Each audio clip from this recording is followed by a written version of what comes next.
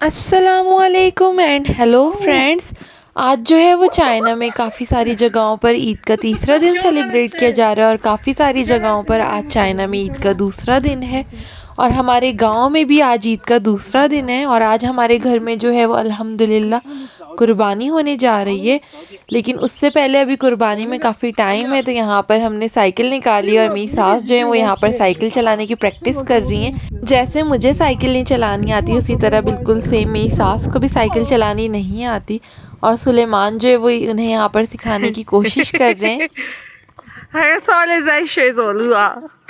और पीछे से यूसुफ जो है वो सौले को चलने की ट्रेनिंग दे रहा है। और अभी जो है हम सौले को लेकर बाहर आए हुए घुमाने के लिए, क्योंकि आज जो है वो हमें घर वापस जाना है। और रास्ते में जो है हमें मेरे ससुर मिल गए, तो हम जो है वो उनके साथ ट्रैक्टर गाड़ी पर सवार हो गए और सौले को आज जो है वो पहली दफ़ा ट्रैक्टर की सवारी करवा रहे हैं हम। एक्चुअली टू बी ऑनेस्ट आज मैं ख़ुद भी पहली दफ़ा जो है वो ट्रैक्टर पर सवार हुई हूँ और ट्रैक्टर की सवारी कर रही हूँ। काफ़ी इंटरेस्टिंग है और इसकी आवाज़ जो है वो काफ़ी ज़्यादा है, शोर जो है वो काफ़ी ज़्यादा है। अगर आप में से भी किसी ने ट्रैक्टर पर सवारी की है तो कमेंट्स में ज़रूर बताइएगा, या अगर आपका भी दिल है ट्रैक्टर की सवारी करने का तो आप भी कमेंट्स में ज़रूर से बताइएगा मुझे। और अल्हम्दुलिल्लाह आज जुम्मे के दिन हमारे घर जो है वो कुर्बानी होने जा रही है। और अभी यहाँ गाय को बाहर लाकर बांधा है ताकि ये कुछ घास वगैरह खा सके। और आज जो है वो हम कुर्बानी में शरीक नहीं हो सकेंगे, जिसका मुझे काफ़ी ज़्यादा अफ़सोस है, क्योंकि हमें जो है वो घर लौटना है। सुलेमान का कुछ अर्जेंट काम आ गया है और हमारा आज ही लौटना बहुत ज़्यादा ज़रूरी है, ये उनकी जॉब से रिलेटेड है। तो हम आज वापस जा रहे हैं और जब तक हम जाने की तैयारी कर रहे हैं यहाँ अब्दुल्ला हमारी मदद कर रहे हैं सौले का ख्याल करने में। अगर तो मेरे ससुराल में जो है वो कुर्बानी कल कर ली जाती ईद के पहले रोज़, तो हम भी कुर्बानी में शरीक हो पाते। लेकिन आज जुम्मे का सोच कर ईद के दूसरे दिन का इंतखाब किया गया, तो हम जो है वो कुर्बानी पर शरीक नहीं हो पा रहे हैं। और मेरे ससुर जो है वो पहले हमें ट्रेन के लिए छोड़ने जा रहे हैं, उसके बाद आकर घर में जो है वो कुर्बानी होगी। और जब से मेरी शादी जो है वो चाइना में हुई है, ये पहली बकरीद थी कि मैं अपने ससुराल में मौजूद थी।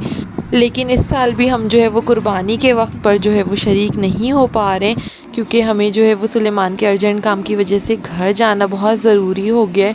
और अब जो है हम ट्रेन स्टेशन पहुंच चुके हैं। और टू बी ऑनेस्ट ईद या बकरीद के मौके पर चाइना में कुछ भी पता नहीं चलता, लाइफ जो है वो बिल्कुल नॉर्मल जैसे आम दिनों में होती है ना वैसे ही गुजर रही होती है। लेकिन जब भी मैं अपने ससुराल जाती हूँ तभी मुझे ईद या बकरीद का त्यौहार जो है वो असल में पता चलता है, क्योंकि हमारे गांव में जो है वो बड़ी तादाद में मुसलमान मौजूद हैं, तो त्यौहार जो है वो काफ़ी अच्छे तरीके से मनाया जाता है। लेकिन हमें फिर जो है वो घर वापस जाना पड़ रहा है आज ईद के दूसरे दिन, और हम जो है वो यहाँ पर अपनी ट्रेन लेने के लिए आ गए हैं। और लेकिन आज ईद के दूसरे दिन जो है वो एक अच्छी बात ये हुई कि मुझे फ़र्स्ट एक्सपीरियंस मिल रहा है ट्रेन में इस तरह की चेयर्स पर बैठने का, जहाँ टेबल और चेयर एक साथ है। सामने आप देखें दूसरी तरह की चेयर्स मौजूद है और यहाँ हमें जो सीट मिली है ना ये टेबल और चेयर और काफ़ी कंफर्टेबल है इस तरह की। तो ये फ़र्स्ट एक्सपीरियंस है मेरा और ईद के मौके पर मुझे लगता है कि मैं आज काफ़ी अपसेट थी, क्योंकि मैं कुर्बानी जो है वो सेलिब्रेट नहीं कर पा रही थी। लेकिन आज इस तरह की ट्रेन में बैठकर भी मुझे काफ़ी मज़ा आ रहा है और काफ़ी अच्छा व्यू है। ये फ़र्स्ट एक्सपीरियंस मेरा ट्रेन में इस तरह की सीट्स पर बैठने का। और अभी अभी जो है वो मैंने घर पर कॉल किया था, तो मुझे पता चला कि कुर्बानी की जो है वो सारी तैयारी हो चुकी है और मेरे ससुर जो है वो बस अभी अभी पहुँचे। तो बस अब थोड़ी देर में ही जो है वो घर पर कुर्बानी हो जाएगी और हम जो है वो ऑलरेडी रास्ते में मौजूद हैं। और काफ़ी अच्छा व्यू है यहाँ से। और ये देखिए मुझे और सौले को।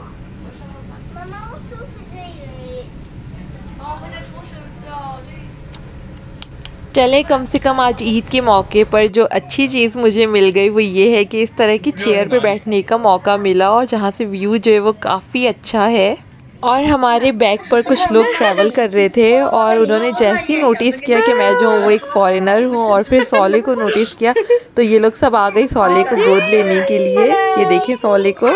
不是真水，好帅，是会有这个哈，对，好可爱。它也很可爱啊。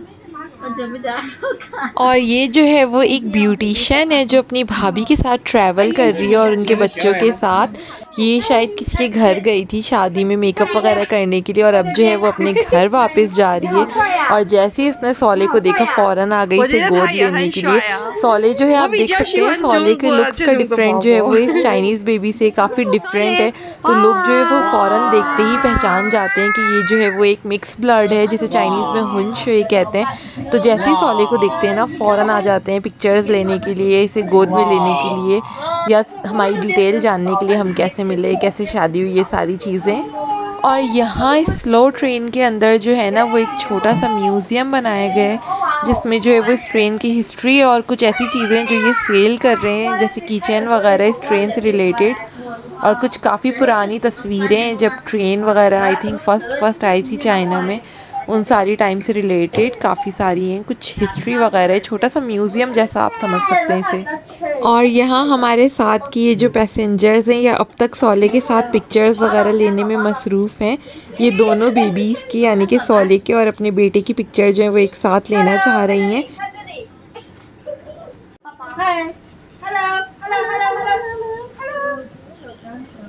अल्हम्दुलिल्लाह सोले जो है वो जहाँ भी जाता है काफ़ी पसंद किया जाता है, चाहे पाकिस्तान हो चाहे चाइना हो, हर जगह के लोग जो हैं वो सोले को अल्हम्दुलिल्लाह काफ़ी ज़्यादा पसंद करते हैं। और यहाँ एक साथ आप दो बेबीज़ देख सकते हैं, एक जो प्योर चाइनीज़ है और दूसरा मिक्स पाकिस्तानी चाइनीज़ है। तो आप सब मुझे कमेंट्स में ज़रूर से बताइएगा कि आपको क्या डिफरेंस लगा, कि आपको लगता है कि सोले का ज़्यादा चाइनीज़ लुक है या ज़्यादा पाकिस्तानी लुक है, सोले किस साइड की तरफ जो है वो ज़्यादा है दिखने में, पाकिस्तानी लुक ज़्यादा है या फिर चाइनीज़, ज़रूर से बताइएगा मुझे कमेंट्स में।